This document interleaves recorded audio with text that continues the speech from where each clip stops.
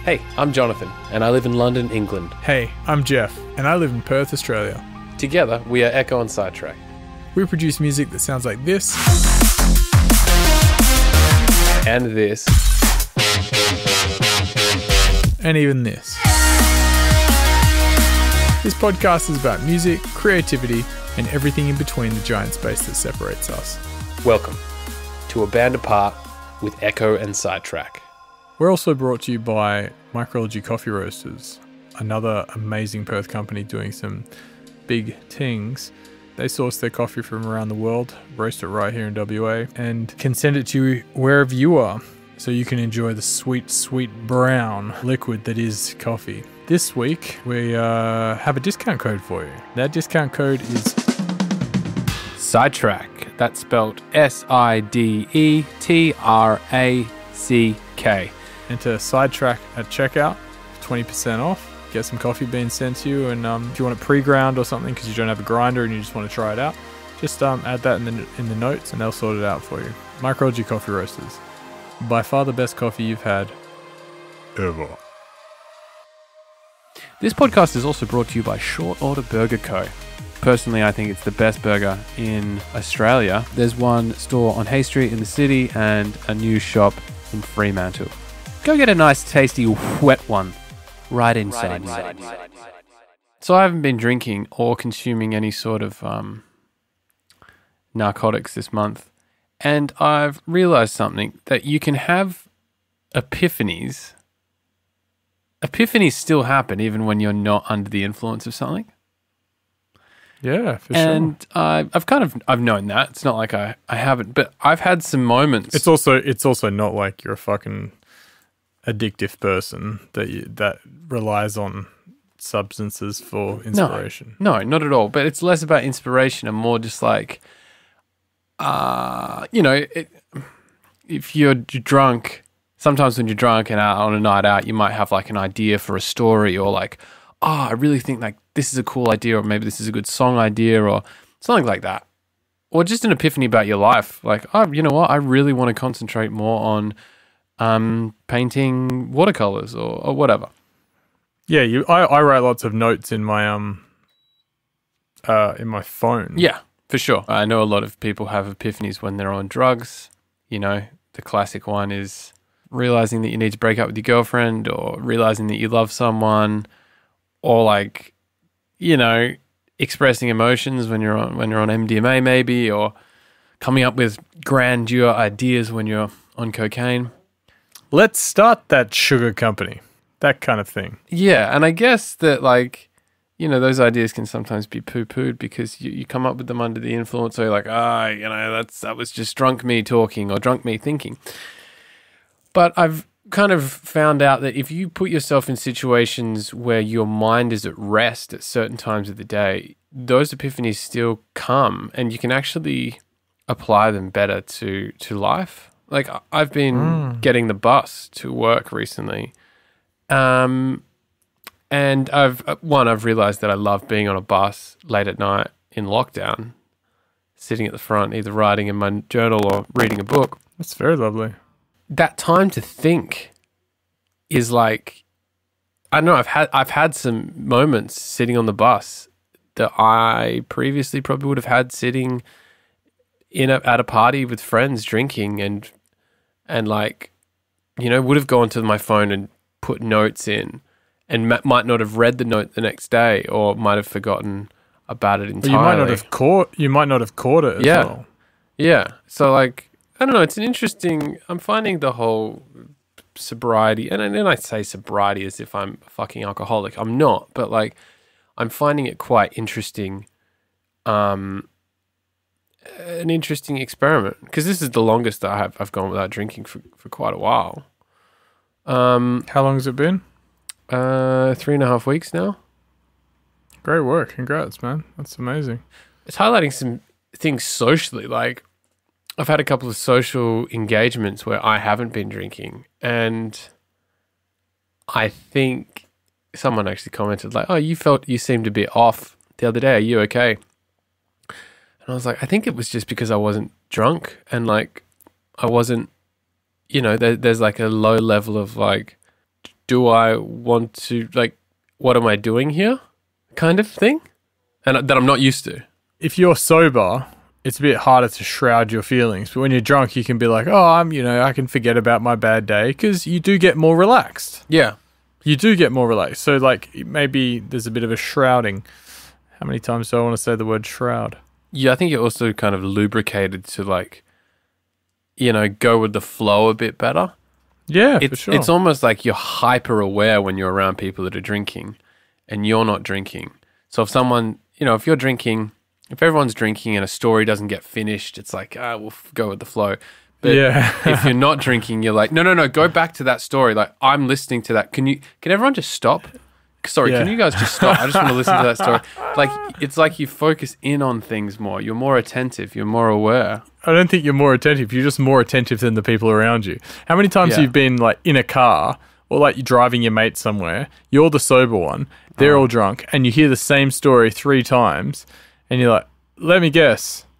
And then the guy from high school appeared, and you're like, man, he was there all along. And you're like, yep. I haven't even been around people that have been overly drunk. It's not like I've been around annoying drunk people. It's just that I've just noticed in myself, I'm probably, just not as relaxed, I guess. Is it a good not relaxed? It's more of a base. You're realizing what your baseline of relaxing. Yeah. Because if you rely on any substance to relax, they don't really know what actual relaxation is. Drinking is such a massive part about socializing. Let's go get a beer. Let's go get come over for dinner. Let's have a glass of wine. And when that thing is taken away from you, or when you don't do that thing and you're used to doing it, there's part of me that's like, why am I here? There's actually, obviously I'm there to see my friends and I love my friends and that type of thing. But there is a voice in my head that's like, if you're not drinking, why would you go? Yeah. And like, I was going to an arrangement that I'd made, and I'd bought some zeros, some Heineken zeros. An arranged marriage. An arranged marriage between my friends. That's no and laughing like, matter. go, I had to get a bus there, but it was like leading up to it. I hadn't seen these people in a while, and I was excited to see them. But there was part of me that was just like, you could just stay home. There was like resistance to it because I wasn't going there to drink. And I was like, that's a really fucking pretty scary little voice there's a voice loud enough in my head that I'm aware of that. Yeah, totally. I had a recent thing where I was thinking I won't go and drink much, or I won't go and drink at all. I'll drive. And then I was like, actually, I'm just going to be a lot more comfortable if I drink. Yeah. And not because I'm like, I want to escape, but because I'm like, I want to be able to stand around and have a drink. I want to, like, even that thing of having something in your hand almost, and like getting a little bit loose and just relaxing and talking to people. And stuff. What is that base level, like, I'm going to be more comfortable if I drink? And even if it's not like I have to drink to be super comfortable, but it's like, it's going to be smoother and easier if I just have a couple of beers. What is that? Glide in liquid smooth socially. That's alcohol. Well, alcohol's a social lubricant for sure. And I think something that you might be realizing is that perhaps when you return to drinking, if you want to, that you don't need to drink as much, because I think sometimes getting drunk is the main goal, so then people can act in a certain way and get away with it. Yeah, I definitely think that's a thing. That's like, being drunk allows you to express your true feelings and not particularly stand behind them. Or stand behind them and do whatever you want to do. But I think the real fun of drinking, I say this as a, try convincing a 21-year-old this is, or whatever age, is like relaxing, enjoying some delicious flavored things, and socializing and talking and like it's that coming together that drinking does. But you can get that with with no alcohol and music, that's essentially and like worship. That's what church is. Essentially, it's like it's community. It's the coming together. If alcohol is the sacrament that we get together to imbibe, then so be it. But you can do it in other ways. And it's all the same concept, I think. Yeah. But alcohol does have that extra thing of being like, it just like chews. It does relax. Like have one glass of wine, and there is that like slight depressurization. Have 6 glasses of wines, and you might call your mate's girlfriend a name. I would say that the other sacrament, which is pretty common in our society, is coffee. Yeah, it's like let's meet up for coffee, and that dates back, to if you want to wind it all the way back to like Ethiopia, they'd make the big black brew from the beans that grew wild, probably, and it would give you energy. It would make you like, again, it was a social thing, and then that grew over time to the coffee houses of the of like the maybe 1800s. At one stage, man, coffee was banned by someone. I seem to remember this. I'll quickly look it up. Coffee was banned because basically coffee houses were seen as places where people met and discussed dangerous ideas, man. Coffee was banned in Mecca in 1511 as it was believed to stimulate radical thinking and hanging out. The governor thought it might unite his opposition. It was banned, tried to be banned in a bunch of places. And yeah, it was the thing. Coffee has a really, really interesting history. There's a lot of stories in the world of coffee. Yeah. But it's like, again, it's interesting that there's always, for all the social things we do as humans, most commonly, generally, there is always a ingesting of a substance, whether it be it a beer, wine, coffee, tea. Very rarely do people just go, do you want to go hang out? And we sit there and there is nothing ingested. I've even been to friends' houses and I haven't been drinking, or I haven't wanted a drink. And they're like, do you want a drink? And I'm like, I'll just have a water. And they're like, that's kind of weird. We're all having a beer. You can't just have a glass of water. I'm like, okay, I'll have a peppermint tea maybe. And they're like, yeah, okay. You have a tea, all right. Like there's a weird thing about not ingesting the sacrament that everyone else is ingesting. Yeah, for sure. I've had moments where I've not been drinking and mates have gone like, do you want a beer? And I'm like, I'm not drinking. And they're like, yeah, but do you want a beer? And I'm like, oh, yes. No, of course. I've just changed my mind. No, I'm not drinking, remember? And like, oh, maybe a glass of wine. Nah. Yeah. I'm not drinking. And it would make them more comfortable if I did have a Definitely. drink. I've done the thing for friends, girlfriends and wives that have been pregnant. I've got them a nice wine glass and put like they had some fruit juice that was the right color.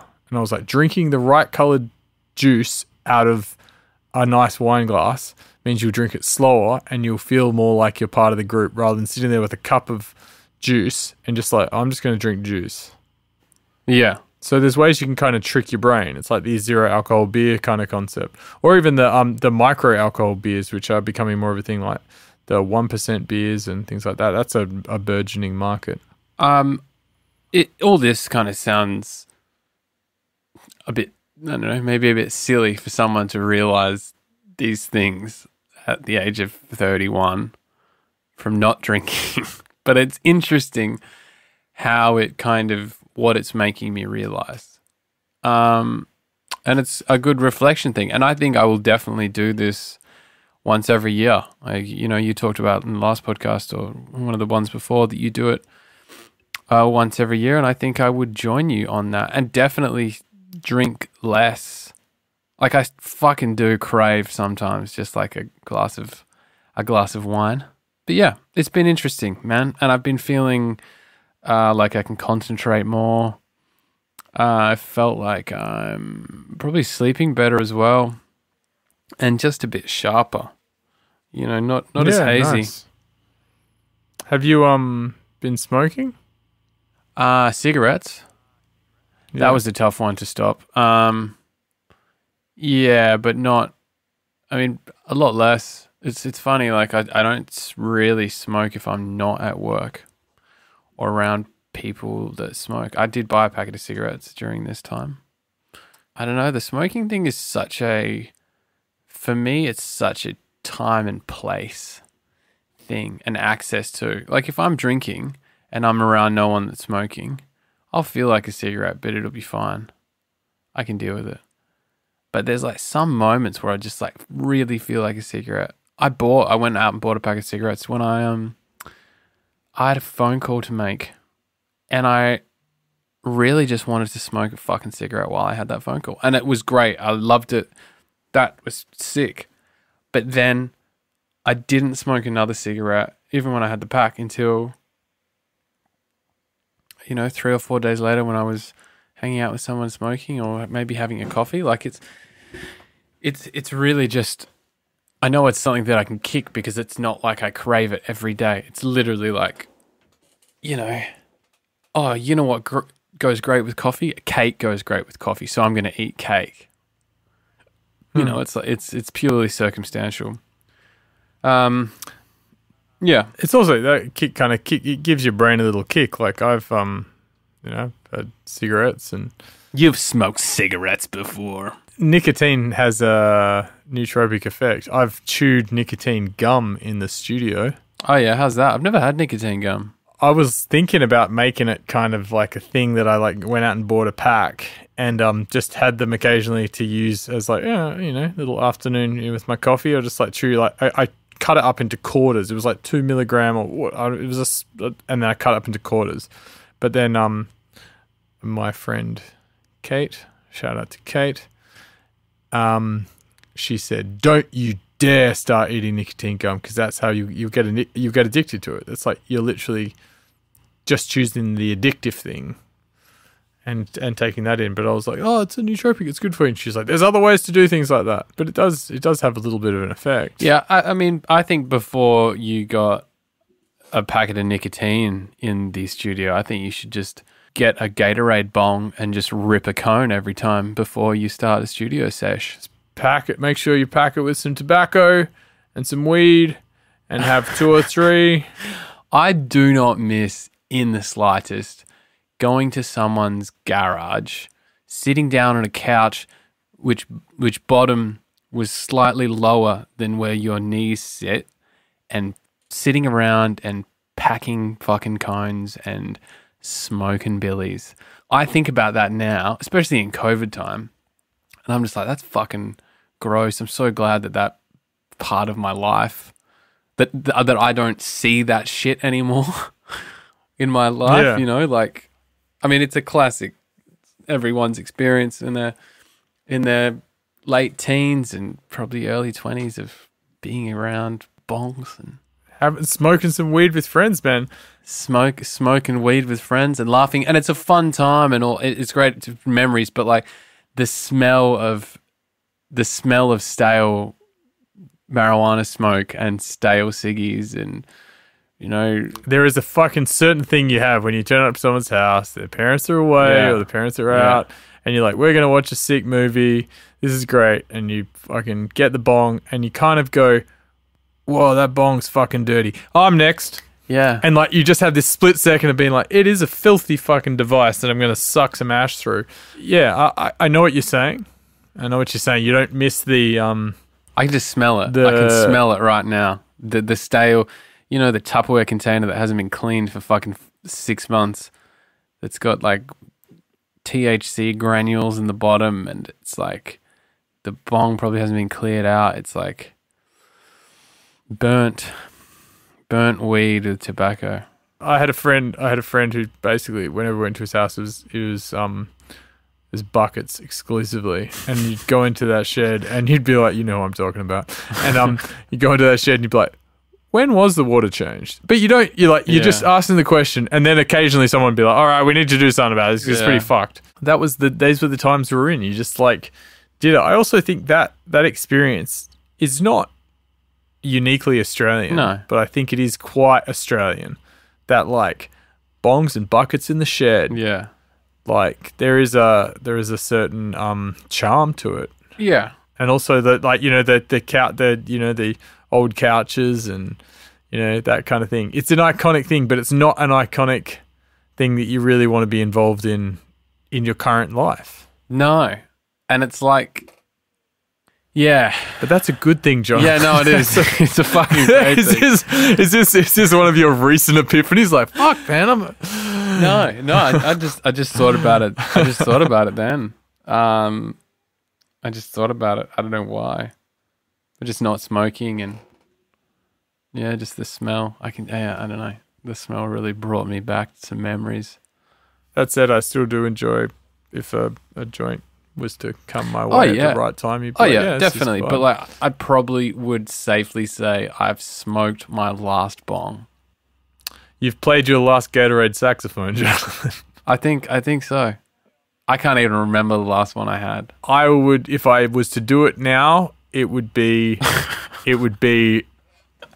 so ceremonial. I would be like, well, this is an occasion. Like, what the fuck? This is interesting. A few years ago, a friend of mine, whether he made the bong or something happened, and I was like, you're smoking bongs? I'm like, what? And he's like, I don't know, I just thought to do something different. And I was like, yeah, fuck it, I'll have one. That would have been like 4 years ago. And I definitely coughed my ass off. Oh, yeah. But I mean, and it was just, it's like, it's purely a vehicle to do it. Vessel. But a vessel, but I much prefer, smoking a joint. See, it's much more social as well. Smoking a joint, like you're getting the punch of a bong, man. You're sucking down like such a thick amount of smoke. And there would be social pressure about like, you're going to fucking rip it. You didn't even rip it, mate. And you're like, you start coughing and then you're like, you're wasting it, bro. We've only got fucking 3 cones left, bro.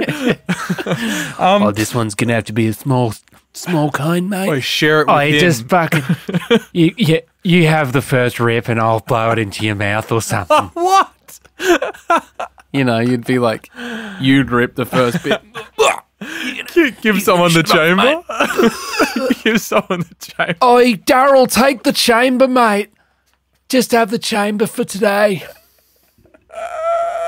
Fucking hell. I've fucking met some smokers in my time, mate.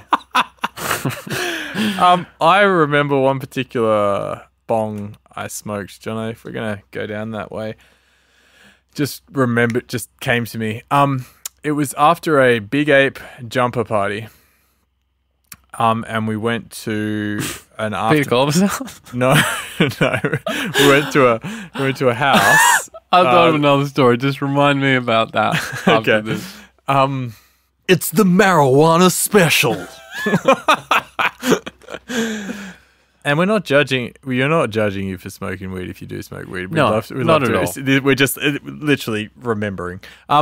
So, yeah, you were there. We went to a house. It was some people you knew, and I was pretty. Just say. wasted. Say the name. We can just beep out the name. We went to that house. I don't even know. It was like an address that knew. It was like, oh, fucking. Yeah. I remember this. There you go. Beep some of that. And so we're all sitting out the front, kind of, I was very drunk. That was a classic fucking smoke shithole. Yeah. Yeah. I walked inside and I was like, oh, someone's smoking weed. I could go, a puff of a joint to just, put that extra little twist on the evening. as we wind things up. And I walked down, I sat down, as you do when you're going to smoke someone else's weed in their location. You chat to them and you hope that they'll offer you some of their weed. And I was chatting to these guys, being the charming person that I am. And then I was like, this guy finished one and then he handed the bong over me to his mate. And I was like, that's cool. And then the guy was like, do you want one? I was like, yeah, that'd be great. Thanks. And he starts talking and you can, he's like packing up the bong and, laughing with his mate or whatever. Then he hands it to me and I look down and I know that he's absolutely screwed that thing in. He's stuffed it so full because he wants to get that guy. He wants to fuck up the guy.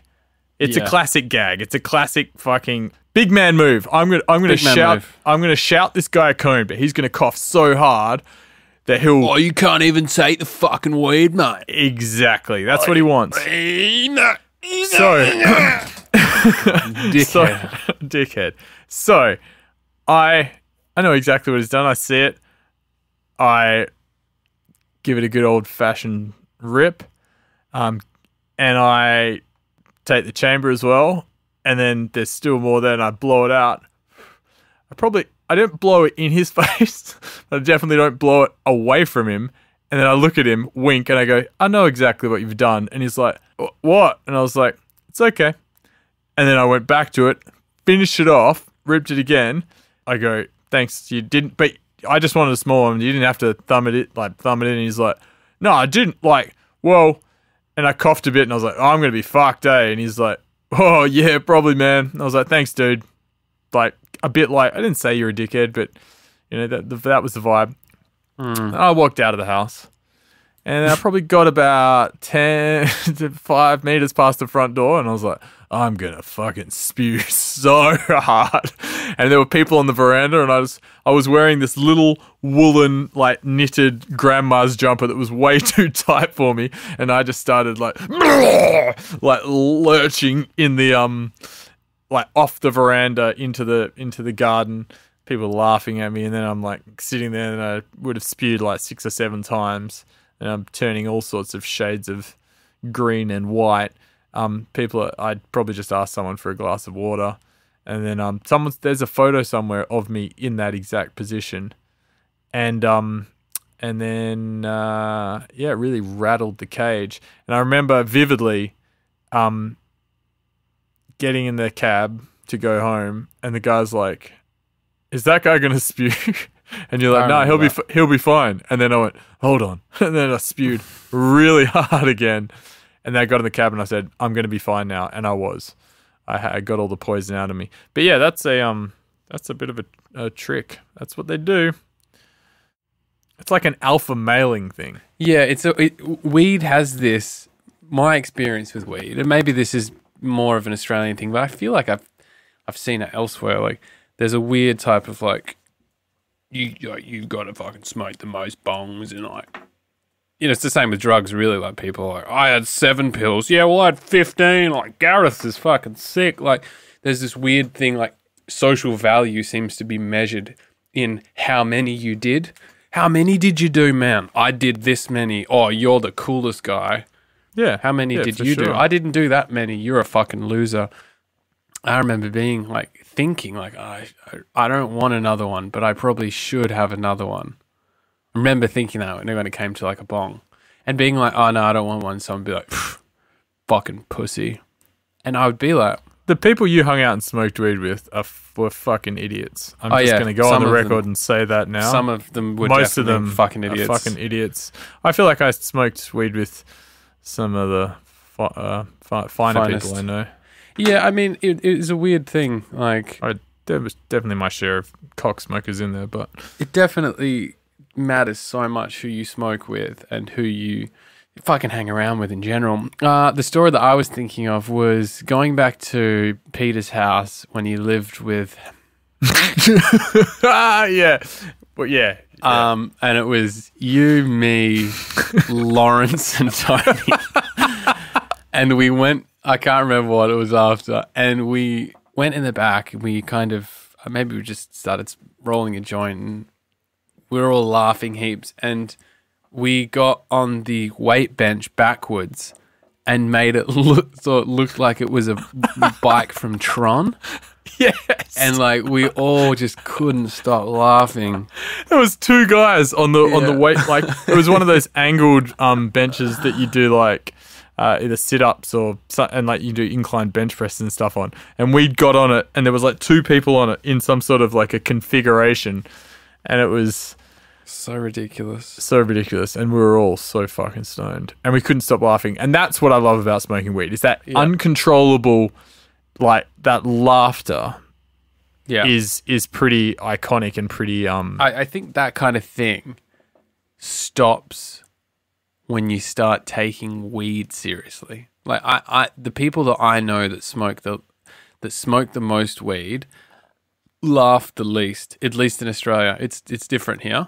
The people I know that smoke the most weed laugh the most because they don't smoke as much, maybe, or they never kind of took it seriously. It's like the people I know that smoke heaps of weed back home, like it almost got to a point for them that they were like, this is just my normal, and it's no longer fun. It's just I'm doing it for the sake of doing it.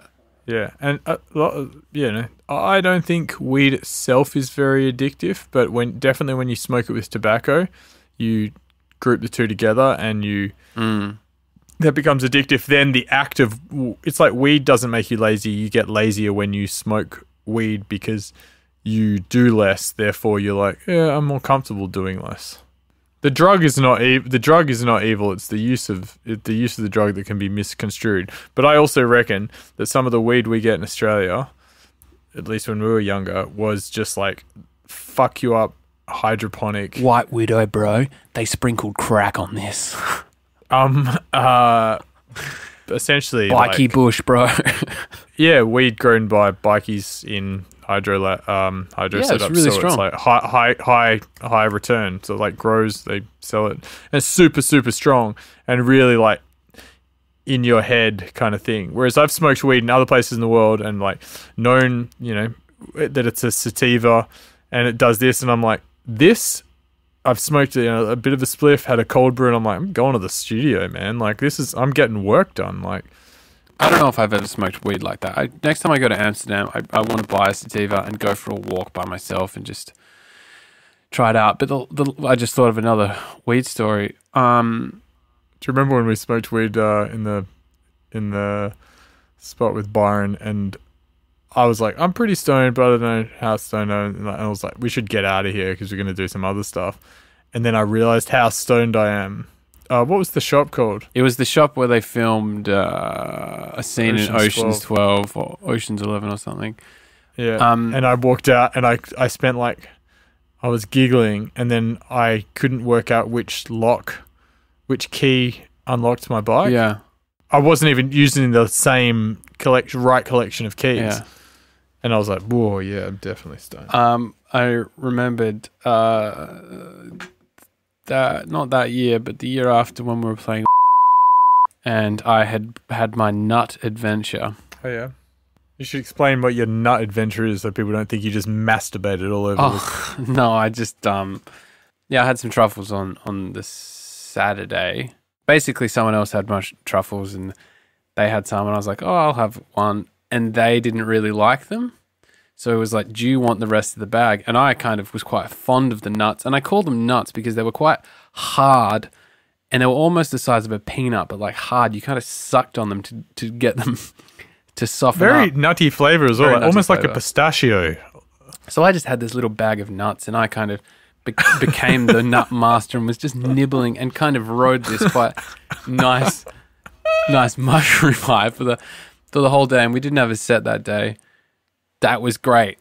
It was a great Saturday. We ended up, fucking Phil, MC Favor, ended up coming back to our house, just outside of, just in a little town nearby, and we laughed and we had a great end of the night with him. Oh yeah, fuck that. Like, I love becoming that guy. mates with him. I fucking love He's the best. That guy is the best.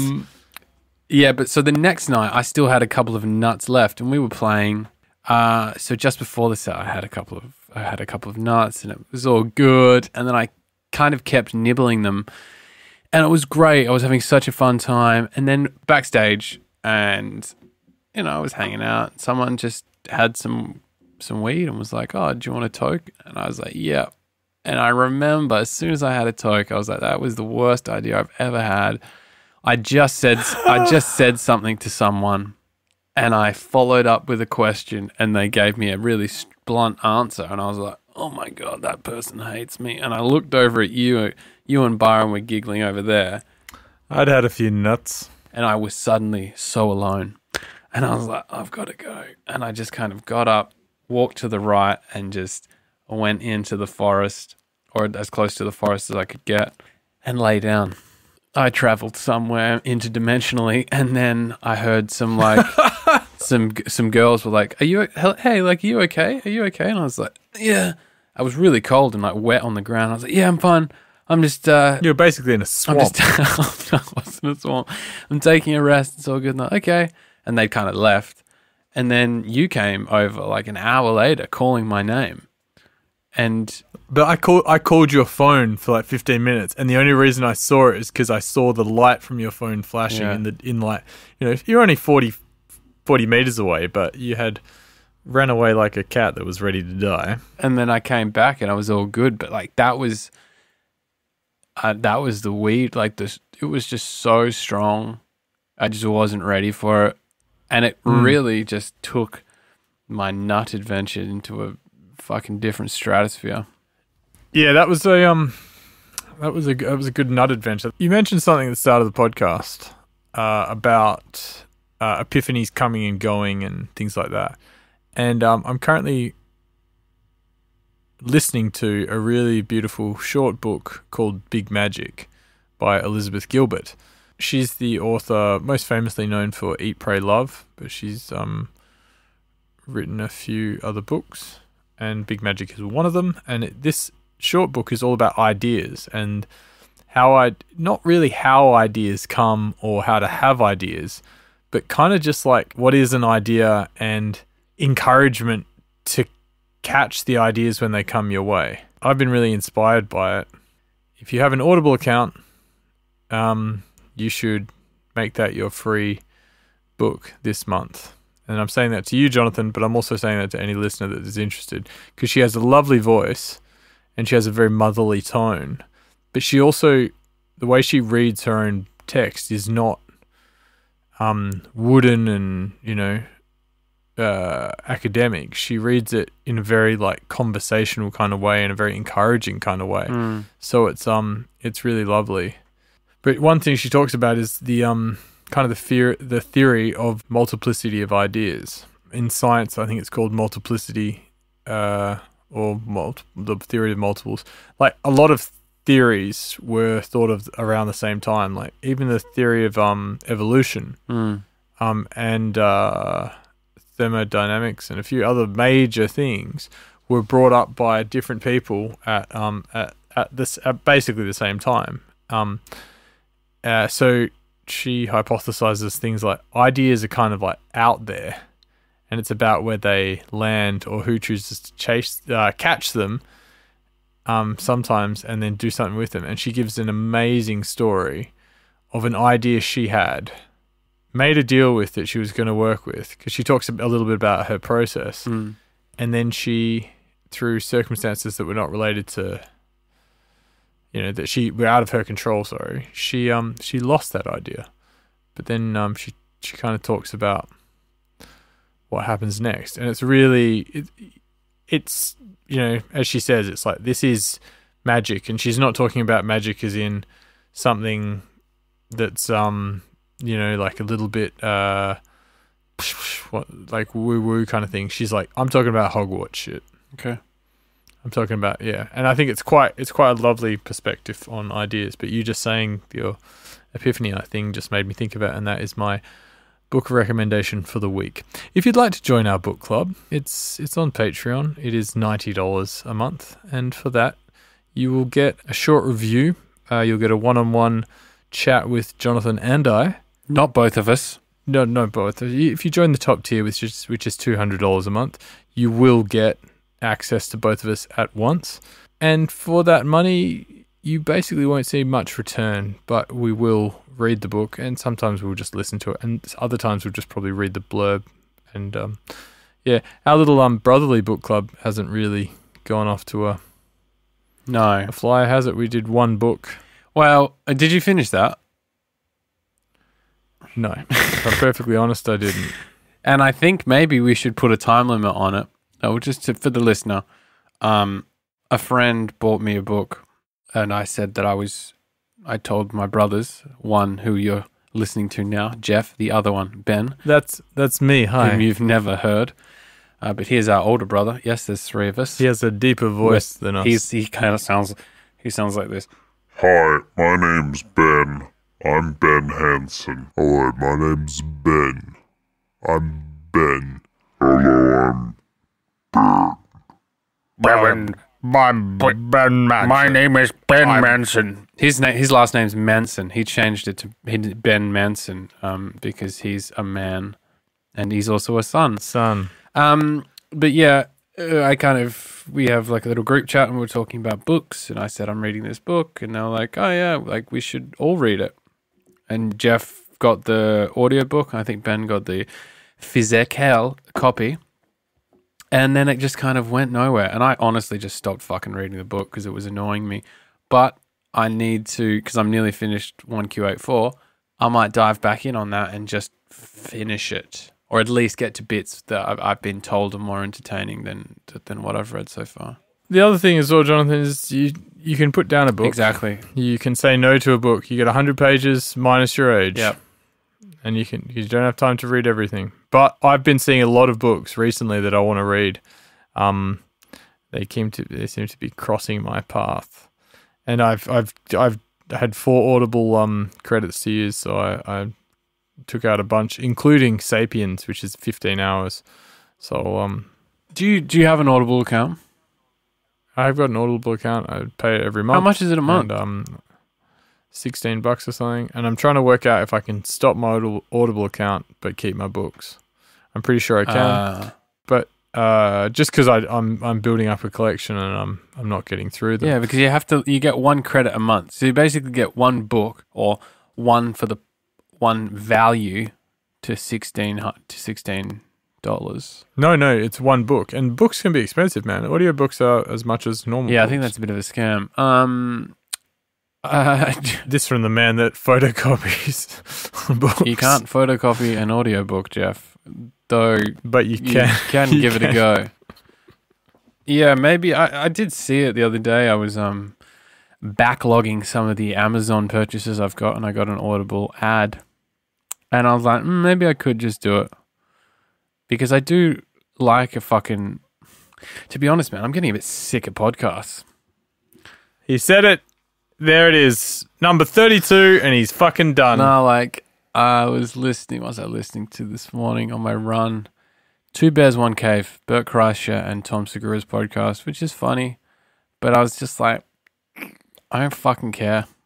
So I stopped. I don't listen. I can't listen to too many of them. I have a high enough podcast selection that I can start something and be like, nah, not into it, and but stop even, it. Again, like, listen to some of the Joe Rogans recently, and I was like, yeah, wasn't absolutely that good. And then some Ferris ones recently.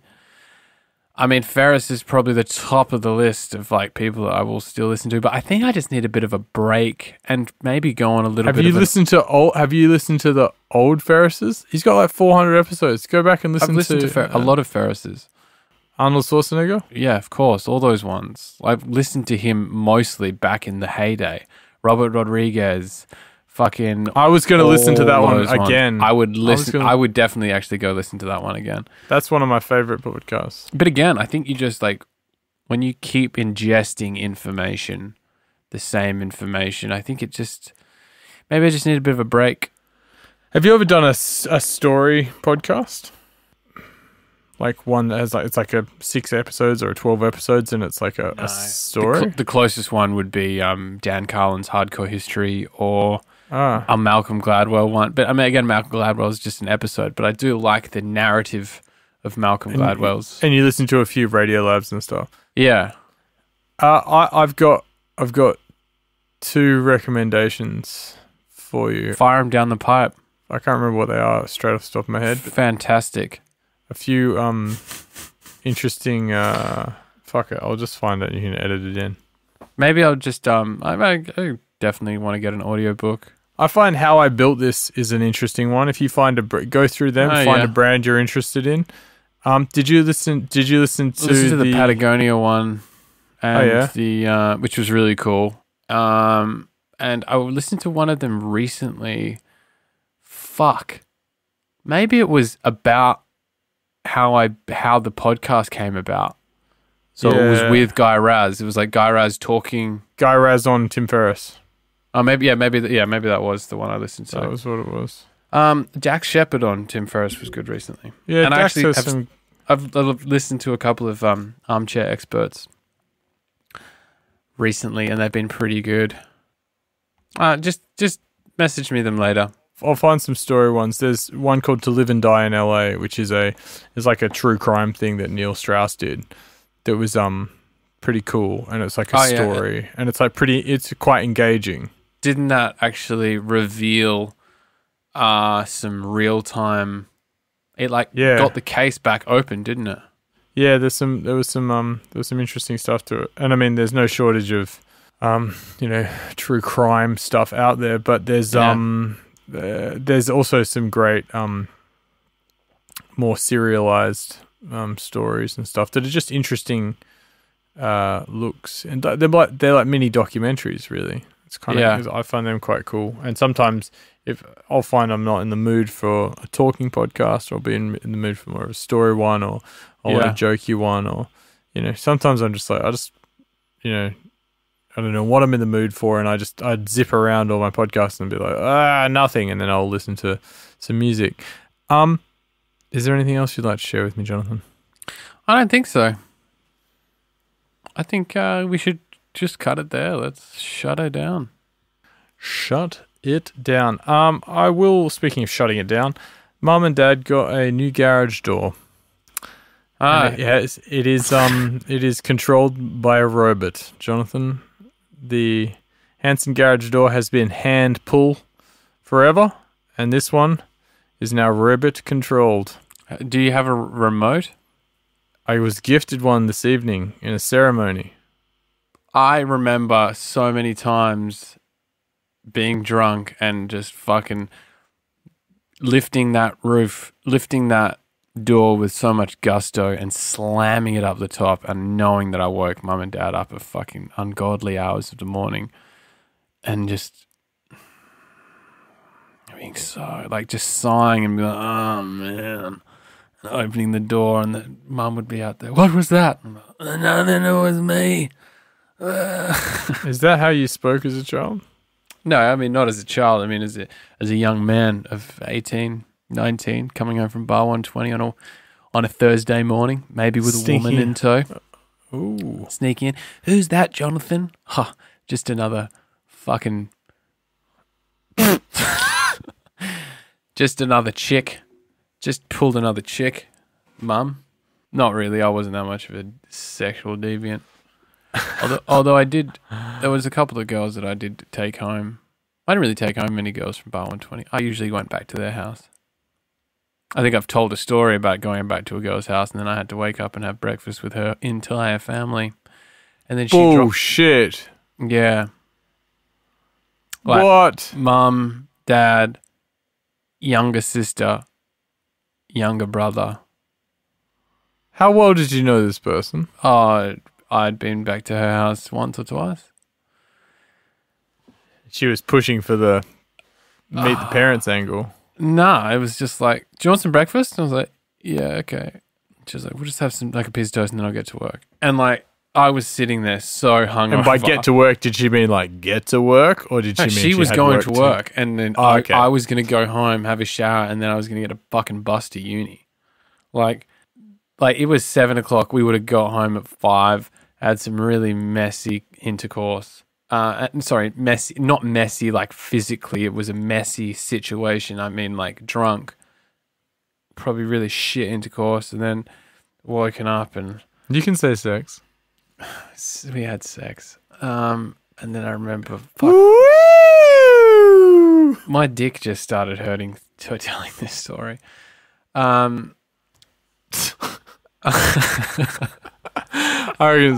keep going.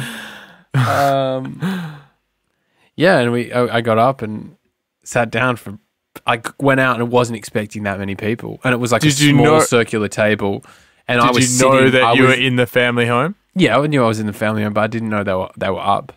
And I smell like cigarettes and booze, and I was sitting next to like a child, looked next to me, and it was like a fucking 4-year-old girl, and then she was on the left, and like they were having like a conversation.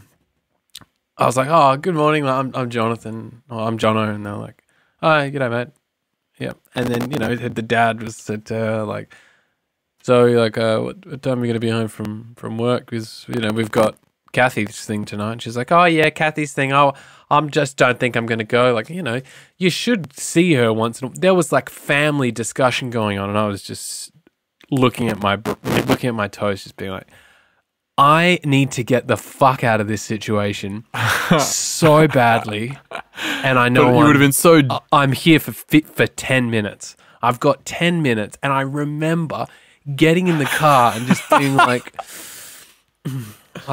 even just I needed to get away from her, like having kind of just being like, what the fuck? And I'm getting home and opening the door and like smelling what the house smells like and being like, fuck yes, like thank God I'm fucking free of that scenario. Man, I don't think I've ever heard that story. Hey, I went to her house a couple of times. Oh man, I fucking. So even after that, you went back. I've woken What up. did you have on your toast? What did you have on your toast? I don't know. Maybe jam or Vegemite. That was maybe an option. Maybe Vegemite. Did you make the toast? Well, I would have been doing all sorts of things to get. I would have been doing all sorts of things to get away from the table. Like, oh, I can help out. Like, No. I'm going to eat my toast in the kitchen. No, it was right there. Like everything was right there. It was too late. It was one of those scenarios that it's too late to move, to go back, unless you're just going to stand up and be like, look, I can't do this. I'm leaving. I've had a couple of situations like run-ins with parents or like. I like that anyone that turned the podcast off after we said this, like, oh no, I'm done. I don't want to have this conversation. They've missed out on this tale, and you're going to tell another one. Go on. Like waking up at someone's house and going to the bathroom, and then like their parents are also up and they haven't expected Crossing paths with another person and being like, "What? Oh, hi, who are you?" And you're like, "I slept with your daughter last night." Like, I'm the guy that fucking running into a parent, man, is such a jeez, and being hungover. Yeah, your brain's not ready for it, man. You're like, I've definitely laid in bed and I've known that person's asleep and I needed to piss real bad. And I'm like, I can hear someone milling around. I'm going to wait till they stop milling and I'm going to beeline it for the toilet. Yeah. And then I've done that. I've waited 10, 15 minutes just laying there. I feel so sick. Yeah. I need to piss. I feel so sick. I need to piss. She said her mum was leaving. And then she's like, she never leaves though. Like, the mum never leaves. Well, it's always, she said she was leaving. She's not going to be back for 4 hours. Either something. And then I've gone, okay, she's gone. I've heard the front door, or I've heard no more scratching around. And I've walked out there and then like, oh, hello. And you're like, oh, she's just scratching around in another part of the house. Fucking hi. And then you're like, am I in my boxes? Am I, do I maybe I put a shirt on? You definitely smell like smoke and alcohol and you're like, It's sex. yeah. And like, I've definitely I've held in pisses so long in that scenario, lying next to someone, that I've contemplated logistics. Like, what are the logistics of just pissing down the gap between the wall and the bed? Like, realistically, like, if I just piss down there, will they know? the shame of seeing the parents, Yeah. is greater than the shame of them being like, "What are you doing?" And you're like, "I am just pissing." I just pissed down the side of your bed because I was afraid of running into your parents. I'm marking my territory. I've also run into parents and been like, they've been really cool. Yeah, Like, I agree. I'm sure, like most of the time, your experience of that scenario is basically just mostly in your head. You're like, oh man, they're not gonna like me, all this, and parents know. They Like, just don't know you're there, man. That's Yeah. my main thing, is they don't know you're there. Yeah, I've also had situations where someone's gone like, my parents are coming home, and she just texted me and they'll be home in 5 minutes. You have to leave. And like lights coming down the driveway as you like walk down the side of the house. Like, I'm out of here and may not come back. did you ever go back? Yeah. When the parents were away again. That's crazy that there was. It's funny to think of like a time when parents being home dictated what you could and could not do so hard. It was like, whose parents are away this weekend? Oh, mine are away. Or they're having a house party. The parents aren't in. Like, parents were just such a big part of restricting or allowing you to be as free as possible. I live with our parents, Jonathan. I know you do. I know. And there's definitely not there's not the same amount of restrictions or anything like that, but there is definitely a I'm not having a party at the house. And Mum said, when I've had a girlfriend or whatever, she's been like, you can come and cook something, by all means, come to our house, cook something in the house. And I'm like, and she's like, we'll stay out of your way. And I'm like, I know what stay out of the way means. That means you're in the other room and you occasionally pop in and say hello, and then you start talking, and you're there. It's different from having your own place. It is, and it's like, there's something. I mean, we've both lived at mum and dad's, and we've both had our own places, and there's the kind of like, we love our parents, we love everything they've done for us, and obviously how they've helped us out in many ways. And they are cool. Like they are pretty fucking cool. And but there is just an element of like, I feel like meeting the parents for us is probably a bit more casual than other people because we're so close as a family. It's like, oh, just come over my house and we'll make some dinner and you probably meet my parents. It's like, it's fine. Whereas I'm sure with partners you've had in the past, with mine, it's been like, I speak to my parents once every 3 months. Oh, we got to go over there for dinner. Like, that's when you'll meet them. Whereas, like, that's never been with any of mine. That's never been with us. It's always been like, you'll probably meet them pretty fucking quickly. Because we're all so interconnected. Because we have a small family. Yeah. I remember mum not liking it when I had girls over because she didn't know them. She would just want to know their names. And I would say to her, like, Mum, if I don't know their name, how the fuck are you going to find out? No, I'm just kidding. But yeah, she didn't like it, and she would want, so I would introduce them to her, and these, I can't remember how many kind of one night stands I brought home, probably not that many, but like, they were girls that were on a roster maybe, and I'm joking. Jonathan, pants man. Like, I would wake up in the morning and I'd usually maybe make breakfast or make a cup of tea, or, and they'd probably meet mum, and they'd sit at the counter while I made something or while I did something in the kitchen, and me and mum would kind of put on a little back and forth, tongue-in-cheek show almost. Really? Yeah, it was like funny, and she would laugh with the girl, and it was really just nice. It was quite. I never brought a one night stand back to mum and dad's place while they were there. Oh, man, I was a serial thing for it. Man, I remember the day. Like, dad pulled me aside one night and was like, "Hey, look, I think it's a bit disrespectful to your mum if you bring girls back here. Like, I think she would just feel more comfortable that, she knew who it was or that kind of thing." And I was like, I completely understand that. I can't believe I haven't really thought about that. But Papa needs his medicine. I'm not going to change my attitude because I need to get this out of me. No. And I hadn't thought about it. And then after that, I was like, I think I even said to someone, I was like, do you mind meeting my mum? How did you convey that question over the yelling and stuff in a nightclub? Yeah, woo! You're like dancing. You're gonna have to meet my mum. What's that? Yeah. You want to put it in my bum? No. No, but after the meet my mum. You'll meet my mum. No, I think it was just in the morning. Again, like, I'm pretty fun-loving and silly, so it's just like, I would have made a joke. Guess who's here? Yeah, My mum. I would have made a joke about it and it would have been laughed at, and then I would have got serious and be like, no, but seriously, you can meet mum. She's like, what? What the fuck? I'm Seriously, like, no, if you want any juice and not have to go out the window, you got to meet my mother. it's hard to get out of our windows as well because there's a fly screen on it. You can bash that fly screen off.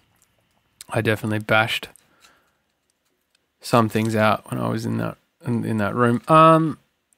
But yeah, the freedom to bring people back.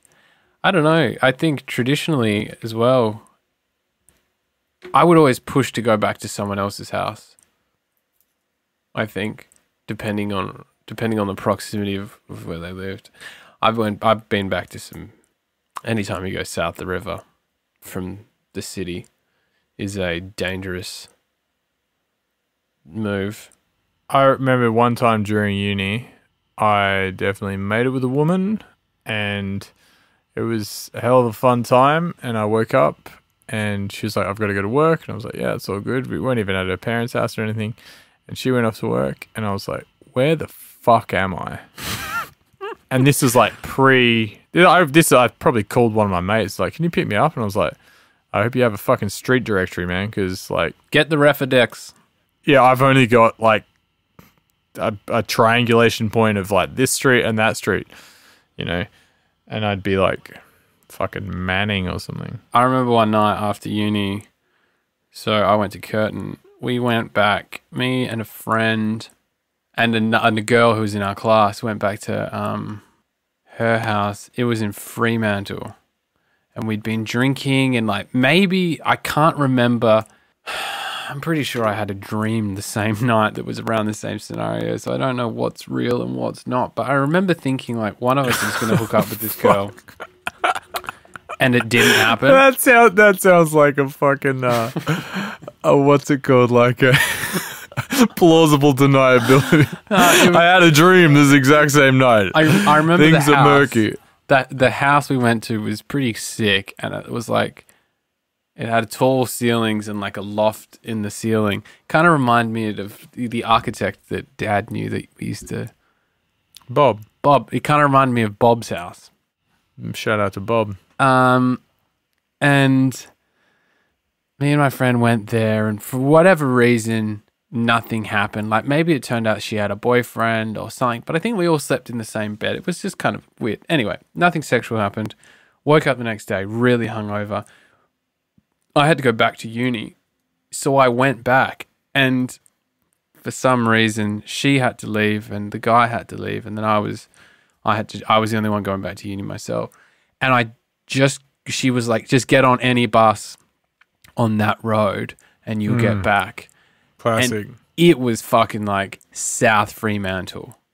It took me like an hour to get back to Oat Street Station, I think, that I then had to get changed to like a bus that got me to Curtin. And by the time I got back to uni, I was just fucking like smelled like booze and just I hadn't brushed my teeth. I was just shit. It was like a Thursday. I think I had to watch a movie in the morning. I definitely had a few Thursdays where my friend would pick me up to go to uni, and I'd be so rough, Man.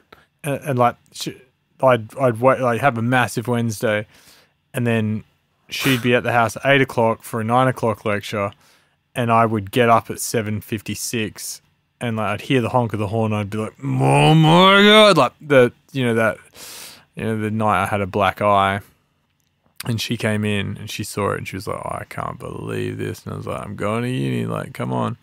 Or maybe I didn't go. Maybe I said I wasn't going to go, and she just wanted to see it, and then she went off, and then I went back to my mate's house.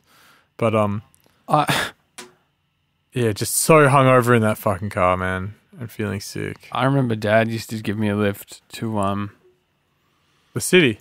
the city, and then I'd get the bus or the train from there, and fucking sleeping in his car. Yeah, I've done that before. And I'd be like, "Just drive a bit more, Dad. Can you go the long way to work, and I'll just sleep for a bit more." Yeah. So on Thursday mornings, I had we've done some real fucking piece of shit things. real piece of shit. No, but I think It's a wonder we've gotten so far. I think this is just, everyone does this stuff. It's just that we have a podcast and talk about it and think it's funny. I'm sure everyone's uni days had some piece of shit things. Man, you're getting drunk every Wednesday. Like, really. Man, you're getting drunk every 4 days a week. Wednesday, Friday, and Saturday.